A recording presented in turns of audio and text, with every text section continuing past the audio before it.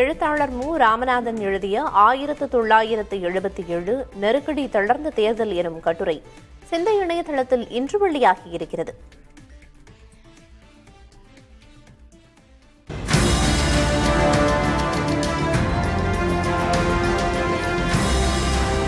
ஆயிரத்து 1977 நெருக்கடி நிலை தளர்த்தப்பட்ட பிறகு நடந்த தேர்தல் இந்திய அளவிலும் தமிழ்நாட்டு அளவிலும் ஒரு மிகப்பெரிய வரலாற்று திருப்பம் என்று மு. ராமநாதன் எழுதிய இந்த கட்டுரை கூறுகிறது.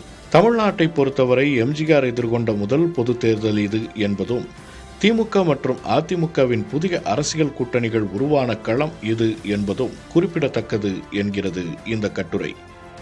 நெருக்கடி நிலையை எதிர்த்தவர்களும் ஆதரித்தவர்களும் இரு துருவங்களாக பிரிந்து நின்ற சூழலில் வட இந்தியா மற்றும் தென்னிந்தியாவின் தேர்தல் முடிவுகள் எப்படி முரண்பட்டன என்பதை இக்கட்டுரை விரிவாக விளக்குகிறது.